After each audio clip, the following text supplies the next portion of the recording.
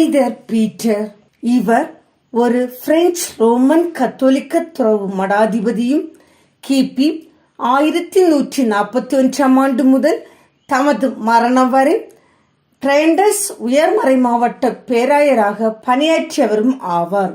இவரது குழந்தை பருவத்திலும் இளமை பருவத்திலும் இவர் பிறருக்கு முன்மாதிரியாக வாழ்ந்தார்.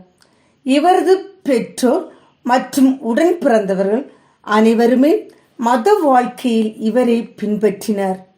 இவர் ஒரு புதிய துறவு மடத்தின் மடாதிபதியாக பணியாற்றினார்.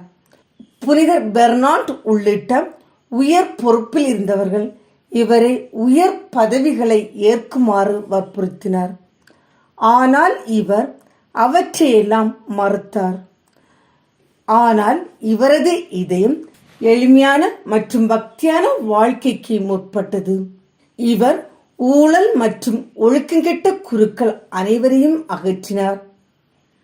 ஏழைகளுக்கும் வீடற்றவர்களுக்கும் உதவும் நல்லெண்ணத்தில் இவர் கடுமையான வானிலைகளின் போதும் தனது சொந்த வாழ்க்கையை ஆபத்திற்குள்ளாக்கி இருந்துள்ளார்.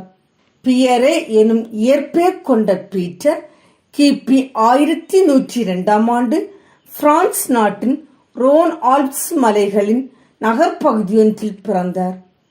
சிஸ்டர்ஸின் துறவியர் சபையில் இணைந்த இவர் கிபி 1132 டம்மி என்னும் இடத்திலுள்ள துறவு மடத்தின் மடாதிபதி ஆனார்.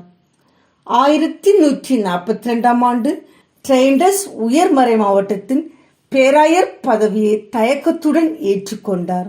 ஒரு துறவு மடாதிபதியாக தாம் கற்றுக்கொண்ட சிஸ்டர்ஸின் கொள்கைகளை சிதைந்து கொண்டிருந்த தமது மறை மாவட்டத்தில் நடைமுறைப்படுத்தினார். அதில் வெற்றியும் கண்டார். இவர் சுவிட்சர்லாந்து மற்றும் இத்தாலி நாடுகளிடையே பயணம் செய்பவர்களின் நலன்களிலும் அக்கறை காட்டினார். பொதுவாகவே பீட்டர் தமது ஆயர் பதவியினால் மகிழ்ச்சியுடன் காணப்படவில்லை. இவர் அடிக்கடி காணாமலும் போனார்.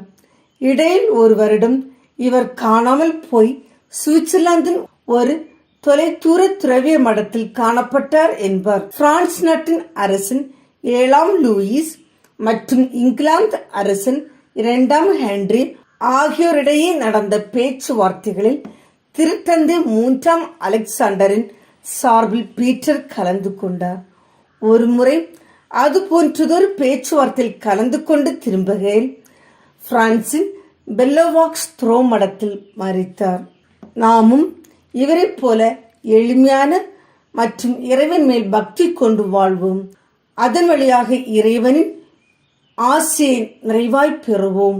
தூய பீட்டர் எங்களுக்காக வேண்டிக் கொள்ளும்.